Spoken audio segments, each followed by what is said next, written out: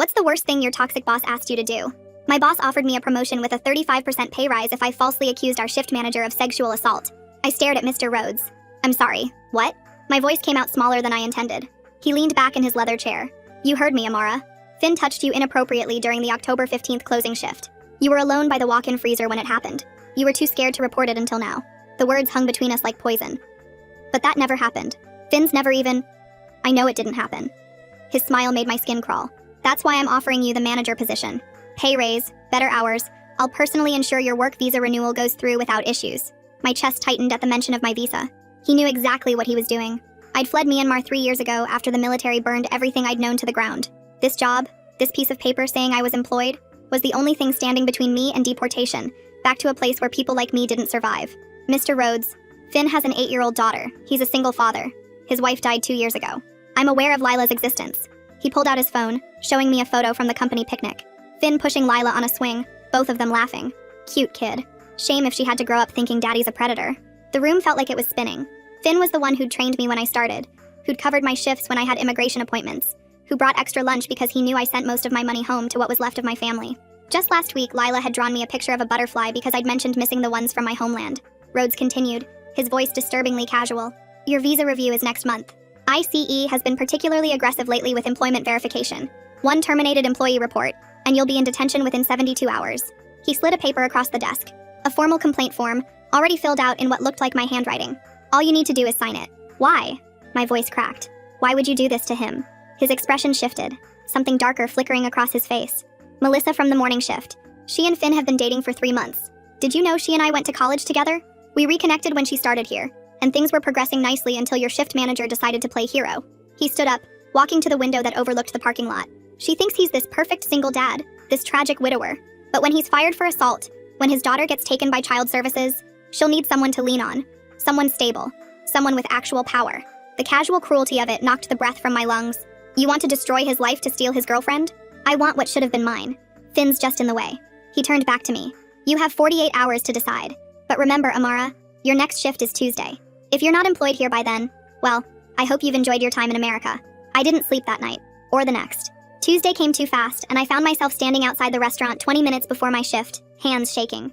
Through the window, I could see Finn helping Lila with her homework at one of the back tables. She was wearing her school uniform, backpack beside her covered in superhero stickers. He'd pick her up from after-school care and bring her here until his mom could watch her. It was their routine. Lila looked up and saw me through the glass, her face breaking into a huge grin. She waved enthusiastically, holding up her worksheet like she was showing me a trophy. Finn followed her gaze and smiled, that kind smile that made you feel like everything would be okay. How could I destroy that? But how could I go back to Myanmar, where my name was still on lists, where the same men who'd killed my neighbors were still patrolling the streets? I walked in on autopilot. Lila ran over immediately, wrapping her arms around my waist. Miss Amara! Look, I got 100 on my spelling test. She pulled back, studying my face with those observant eyes kids have. Are you sad? You look sad. Finn approached, concern creasing his forehead. Everything all right? You seem stressed lately. Before I could answer, Rhodes emerged from his office. Amara, can I see you for a moment? Finn's jaw tightened slightly. He'd noticed Rhodes had been calling me in a lot lately. Actually, Mr. Rhodes, Amara just clocked in. Maybe it can wait until... It's fine, I heard myself say. Finn squeezed my shoulder gently. Hey, you know if something's wrong, you can talk to me, right? We look out for each other here. I wanted to cry. Instead, I nodded and followed Rhodes to his office. He closed the door with a decisive click. Rhodes walked back to his desk and leaned forward, his fingers tapping on the paper between us. Let me be clear about what you're going to tell them, Amara. His voice dropped lower. October 15th closing shift. You were restocking supplies near the walk-in freezer when Finn came up behind you. My stomach turned as he kept talking. He put his hand on your waist first, then moved it lower, and when you tried to pull away, he pressed you against the freezer door. The lies rolled off his tongue so easily. You were too scared to report it because of your visa status. But now you've found the courage. He slid the pre-written complaint closer to me, tapping the signature line with his pen. See how simple it is? The paper had my name already typed at the top, the whole story written out in detail that made my skin crawl. I stared at the document and forced myself to speak. What happens if I don't sign this? My hands gripped the edge of my chair. Rhodes leaned back and pulled out his phone, scrolling through something. Your termination paperwork is already drafted. He turned the screen toward me, showing an email ready to send. One click and you're fired for multiple performance issues I've been documenting. He set the phone down. ICE will have your information within hours of your last shift. Standard procedure for terminated employees on work visas. My throat felt tight, but I haven't done anything wrong. He shrugged. The write-ups say otherwise. He opened a folder on his desk, showing me 3 different disciplinary forms with my forged signature. Late twice last month, cash register short by $20, customer complaint about attitude. None of it was real. Once Finn is gone, your promotion processes immediately. His tone shifted to something almost friendly. Assistant manager position, 35% raise, and I've already talked to corporate about fast-tracking your new work authorization. He pulled out another paper. My recommendation letter for your visa renewal is already written, just needs the date. The casual way he'd planned every detail made my hands shake under the desk where he couldn't see them. You have 5 minutes to decide. I stood up too fast, the chair scraping against the floor. I need to use the bathroom first. He watched me for a moment, then nodded. 5 minutes, Amara. I walked out of his office on unsteady legs, went straight to the employee bathroom and locked myself in a stall. My whole body was shaking now. After splashing cold water on my face, I clocked in at the time clock, my fingers fumbling with the buttons. I couldn't look at Finn when I walked past him to get my apron. He called out something about needing help with the dinner rush, but I just nodded without meeting his eyes. The weight of what Rhodes wanted me to do sat heavy on my chest. During a slow moment between customers, I watched Finn at the back table with Lila. She had her math workbook open, her small hand in his as she counted on her fingers. 7 plus 5 is. She scrunched up her face in concentration. Finn waited patiently, not giving her the answer, just holding her hand steady. 12. She bounced in her seat when she got it right. He high-fived her and she giggled, then went back to the next problem. The simple innocence of that moment, knowing what Rhodes planned to destroy, made my chest feel crushed. I turned away and busied myself wiping down tables that were already clean. The rest of my shift dragged by in a blur of taking orders and avoiding everyone's eyes. When I went to check next week's schedule that Rhodes had just posted, my blood went cold. Monday closing shift with just Rhodes and me. Wednesday closing shift with just Rhodes and me. Friday closing shift with just Rhodes and me. The pattern was obvious and deliberate. He'd removed the other closers who usually worked those nights. The isolation made my skin crawl with fresh fear. That night in my small apartment, I sat at my kitchen table with my laptop open. The employee handbook was buried deep on the company website, a PDF that took forever to load on my old computer. I scrolled through page after page of policies about dress code and vacation time, searching for anything about managers threatening employees. The section on harassment was vague, talking about creating hostile work environments, but nothing specific about immigration threats or forced false accusations. I switched to the State Labor Department website, squinting at legal language that made my head hurt. Words like constructive dismissal and whistleblower protection swam in front of my tired eyes. After 2 hours of reading, I still didn't understand if any of it could help me. My phone showed it was past midnight, but I couldn't stop searching. I pulled up my visa paperwork and counted the days on my calendar. 23 days until my review appointment. 23 days to keep my job or lose everything. The math was simple and terrifying. I searched for news about ICE raids in our state, my stomach sinking with each article. A woman at a factory 40 miles away, detained during her shift and deported within a week. A man pulled over for a broken taillight, in detention before his kids got home from the school. Another article described raids at 3 restaurants in the city. Employees taken away in vans while customers watched. One woman never got to say goodbye to her children. The photos showed empty apartments, toys left behind, dinners still on tables. I closed the laptop and picked up my phone, typing out a message to the restaurant group chat. Family emergency, need to resign immediately, sorry for no notice. My thumb hovered over send. If I disappeared, Finn would be safe. Lila would keep her dad. Rhodes wouldn't get what he wanted from me. But then I thought about Rhodes finding someone else. Maybe someone with even less power than me. Someone with kids here, someone with nowhere else to go. Running would just prove that people like him could do whatever they wanted to people like us. My hands shook as I deleted the message. I set the phone down and rubbed my tired eyes. The next morning came too soon, gray light filtering through my thin curtains. I made instant coffee and opened my laptop again, this time searching for complaint processes beyond Rhodes. The corporate website had a career section, an investor page, but nothing obvious about reporting problems. After clicking through dozens of links, I finally found it buried in the footer. Ethics and compliance. The page loaded slowly, showing a phone number for a confidential hotline and an email for corporate HR. There was even a form for anonymous complaints. A tiny spark of hope flickered in my chest for the first time since Rhodes closed his office door. I clicked on the link and started reading about recording laws in our state, scrolling through legal websites that explained one-party consent rules. My heart started beating faster as I read that I could legally record any conversation I was part of without telling the other person. The website said it was completely legal as long as I was actually in the conversation myself. I grabbed a notebook and wrote down the statute number and copied the exact wording about one-party consent. This felt like finding a knife when I thought I'd have to fight with my bare hands. I opened the App Store on my phone and searched for recording apps, downloading 3 different ones to test which worked best. The first one had too many ads and kept crashing. The second one needed a paid subscription for recordings longer than 1 minute. The third one was simple and free and let me record as long as I needed.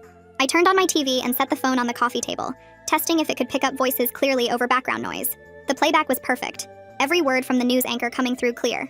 I created a new folder on the app called Work, and made sure the files would automatically back up to my cloud storage. That night I lay in bed staring at the ceiling, my mind racing through different scenarios. I decided I would gather as much proof as possible before telling anyone what Rhodes was doing. Having evidence felt safer than just my word against his. Even this small plan made my chest feel less tight, like I could finally take a real breath. The next morning at work, I waited until the lunch rush ended and knocked on Rhodes's office door. He looked up from his computer and smiled that smile that made my skin crawl. I told him I needed to understand exactly what he wanted me to say about Finn, so I could get the details right. His eyes lit up and he leaned back in his chair, clearly thinking I was ready to cooperate. He started explaining again about October 15th, how it was a closing shift, how we were alone by the walk-in freezer. I nodded and asked specific questions about timing and who else was working that night. Rhodes seemed happy to provide details, thinking he was coaching me for my performance. I kept my phone in my apron pocket with the recording app running. Throughout my shift, I started carrying a small notebook in my back pocket. Every time Rhodes said something to me, I'd duck into the bathroom afterward and write down the exact time and what he said. When he cornered me by the supply closet to remind me about my visa review, I wrote that down. When he mentioned Finn's daughter during a staff meeting, I documented it. My notebook filled up with dates and times and exact phrases. I noticed which employees were nearby during each interaction, writing their names in the margins. Later that afternoon, I asked Rhodes for another meeting, saying I was nervous and needed him to go over everything again. This time I had my phone positioned better in my pocket. Rhodes talked for 20 minutes, but he was careful with his words. He kept saying things about opportunities and loyalty and making the right choices for everyone's future. He never actually said the words blackmail or false accusation or threatening my visa. He talked in circles about how sometimes difficult decisions led to better outcomes. My frustration grew as I realized he was too smart to say anything direct while I was acting cooperative. That evening after my shift, I sat in my car in the parking lot and listened to the recordings. Rhodes's voice was clear, but his words were vague enough that someone else might not understand what he was really saying. I wanted to scream at how careful he was being. Back at my apartment, I opened my laptop and went back to the corporate ethics portal. I started filling out the anonymous complaint form, describing coercion and threats without using any names yet. I wrote about a manager threatening an employee's immigration status and trying to force false accusations. The form had a section for evidence, but I wasn't ready to upload my recordings yet. I submitted it and got an automated response saying someone would review my complaint within 5 business days. 5 days felt like forever when I had to face Rhodes every shift. The next day, I approached one of the servers who'd been there for 3 years, asking casually about the turnover rate. She looked around to make sure no one was listening and told me Rhodes had pushed out 3 employees in the past year. One girl had her hours cut to nothing after she rejected his advances. Another guy got written up for made-up violations until he quit. A third person got fired for a cash register mistake that everyone knew wasn't real. She whispered that everyone knew not to cross Rhodes, that he always found a way to get rid of people he didn't like. During the dinner rush, Finn pulled me aside near the kitchen. He said I seemed really stressed lately and asked if everything was okay. He offered to cover my next shift if I needed time off to deal with whatever was going on. His genuine concern made guilt twist in my stomach like a knife. I promised him I was handling something personal and that it would be okay soon. He squeezed my shoulder and said to let him know if I needed anything. I wanted to tell him everything right then, but I still didn't have enough proof. That night when the new schedule went up, my blood went cold. Rhodes had changed everything for next week. Every single closing shift had just me and him, with all the other staff removed. The shifts that usually had 3 or 4 people closing now showed just our 2 names. The isolation was deliberate, and it made my hands shake as I took a photo of the schedule. I knew exactly what he was doing, trapping me alone with him where there would be no witnesses. My hands were still shaking when I got home that night, and I knew I needed help from someone who understood both immigration law and workplace rights. I searched online for legal aid organizations and found a hotline that offered free advice for immigrants facing workplace problems. The intake worker who answered took notes while I explained everything, my voice cracking as I described Rhodes's threats about my visa and the false accusation he wanted me to sign. She promised to have someone call me back within 24 hours who specialized in exactly these kinds of cases. The next afternoon, my phone rang and attorney Amit Dubois introduced himself, explaining he'd reviewed my intake notes and wanted to help. He walked me through my rights as a worker, explaining that signing a false statement could actually damage my immigration status worse than losing my job would.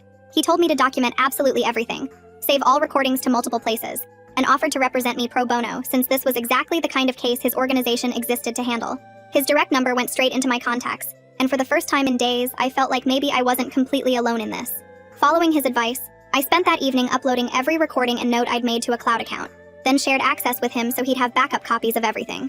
Having another person know the truth, someone with actual legal knowledge who believed me, made the weight on my chest feel slightly lighter.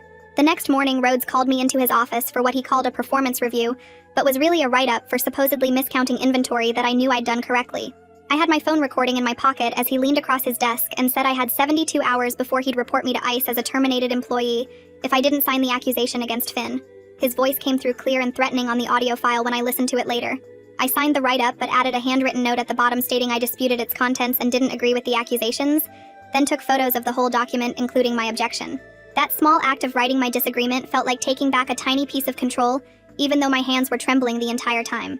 That evening, I emailed the new recording and all the photos to my personal account, then forwarded everything to Amit, with detailed notes about when and where each conversation happened. He responded within an hour confirming he'd received everything, and saved copies to his firm's secure server, adding that Rhodes's explicit threats about ICE were exactly the kind of evidence we needed. I spent hours that night going through old emails from vendors who delivered to the restaurant, searching for any contact information for higher management, and finally found District Manager Nicolette Lake's email address in a chain about food safety inspections from 6 months ago. My fingers typed and deleted and retyped a report about what was happening, trying to find the right words to explain Rhodes's scheme without sounding crazy or desperate. After reading it over 20 times, my cursor hovered over the send button for what felt like forever, before I finally found the courage to click it. The next day during my break, Tariq from the morning shift approached me quietly near the dumpsters where no one could overhear us. He said he'd been in the kitchen yesterday when Rhodes was threatening me about immigration, and wanted me to know he'd back me up if I needed a witness. His unexpected support made tears burn behind my eyes because I'd thought everyone was too scared of Rhodes to help. I managed to get Rhodes talking about Melissa during another meeting 2 days later, when I pretended to be curious about why Finn specifically needed to be removed. Rhodes actually laughed and admitted he needed Finn gone because Melissa would never look at him while she was dating someone she saw as a hero single dad. The confession came through perfectly clear on my recording, his voice casual as he explained how Melissa would need comfort after Finn's life fell apart, and he'd be there to provide it. That night, I sat at my laptop for 3 hours putting together my formal complaint with timestamps for every audio file, organizing them in order with descriptions of what each one contained. My fingers shook as I attached everything to an email addressed to Nicolette Lake and the corporate HR email I'd found on the company website, copying Amit on everything so there'd be a legal record of when I'd reported it. Hitting send felt like jumping off a cliff because there was no taking it back now. No pretending I might still sign Rhodes's false accusation. No more keeping his secret while I gathered evidence. The next morning, I checked the posted schedule like always, but my name wasn't anywhere on it. I ran my finger down every shift for the whole week, checking twice, 3 times, but all my usual slots were blank or filled with other people's names. My stomach dropped as I calculated the lost wages, money I needed for rent, for the payment I sent home every month, for basic groceries. I called Amit right away and explained what happened, how Rhodes had wiped me from the schedule the day after I'd reported him. He told me this was textbook retaliation and walked me through filing a complaint with the State Labor Board while I sat at my kitchen table typing everything he said. Within 2 hours of submitting that complaint, an email from Ruby Barnett at corporate HR appeared in my inbox with the subject line, "Acknowledgement of Complaint, Confidential." My hands shook as I opened it, and read her formal message stating that my complaint was received, under review, and that all management had been instructed not to engage in any retaliatory actions during the investigation period. The next day when I went to pick up my final paycheck, a new memo was posted on the employee bulletin board about maintaining professional workplace conduct and appropriate boundaries. Rhodes hadn't signed it, but everyone knew it came from him because he stood watching from his office doorway as people read it. The other servers started whispering when they saw me, some giving me weird looks, others avoiding eye contact completely. The whole atmosphere had shifted, tension filling every corner of the restaurant. Melissa cornered Finn near the drink station asking what was going on, why everything felt so strange, while I was restocking napkins nearby. Finn broke away from her and pulled me aside to the back hallway, his eyes full of worry. "Whatever's happening, I can tell it's serious," he said quietly. I told him I was dealing with something involving management that I couldn't talk about yet, but promised it would be okay soon. He searched my face for a long moment before nodding slowly, but the worry lines around his eyes stayed deep. 2 days later, Ruby Barnett emailed again asking to schedule a video interview, and I spent the entire night before organizing every piece of evidence into a timeline. I printed out screenshots, arranged audio files by date, wrote detailed notes about each incident, spreading papers across my entire living room floor. The preparation made me feel more in control, like I was building a case that couldn't be ignored. 3 days after that, I was grabbing cleaning supplies from the storage room when Rhodes walked in behind me.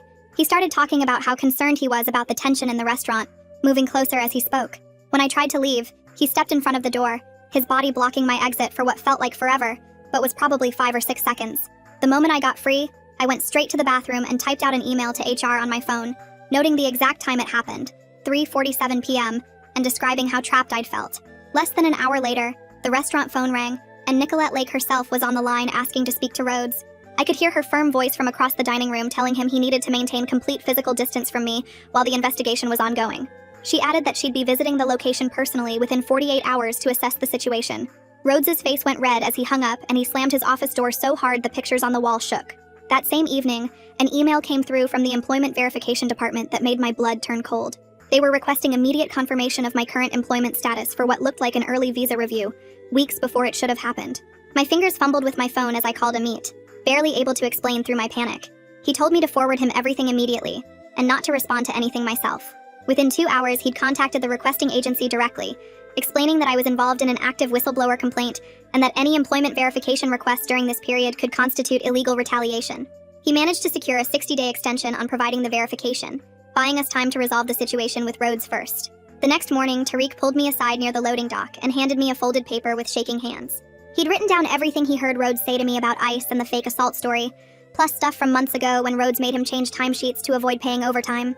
His eyes kept darting to the door like Rhodes might walk out any second. I thanked him, and he just nodded before hurrying back inside. Ruby called him later that day, and I could see him through the window talking on his phone in the break room, his face serious as he answered her questions. She interviewed 2 other people from the morning shift too, asking about Rhodes and how he ran things. One of them told her about getting written up for taking a sick day when her kid had the flu, even though she had doctor's notes. The other mentioned how Rhodes always scheduled his favorites for the best shifts and gave everyone else the worst hours. Ruby was building a whole picture of how Rhodes operated, not just what he did to me. The night before Nicolette was supposed to come, I couldn't sit still in my apartment, so I went to the community center on Maple Street where a bunch of people from Myanmar and other places meet up. I practiced telling my story to the coordinator there, an older woman from Honduras who'd been through her own visa troubles years ago. She listened to me practice what I'd say about the recordings and the threats, helping me find the right words when my English got tangled up from nerves. Other people there understood what it felt like to have your whole life hanging on some paperwork and a boss who knew it. Being around them made my hands stop shaking so much. I got to the restaurant at 6 the next morning, 2 hours before my shift, and saw a rental car already in the parking lot. Nicolette Lake and Ruby Barnett were standing by the front door when Rhodes pulled up in his BMW. He got out with his usual confident walk, but stopped short when he saw them. Ruby stepped forward and told him they needed to conduct interviews today, and he should wait in his office until called. Rhodes started to say something about needing to check the morning deliveries, but Nicolette cut him off with a voice that could freeze water. She told him to go to his office immediately and not interact with any staff until further notice.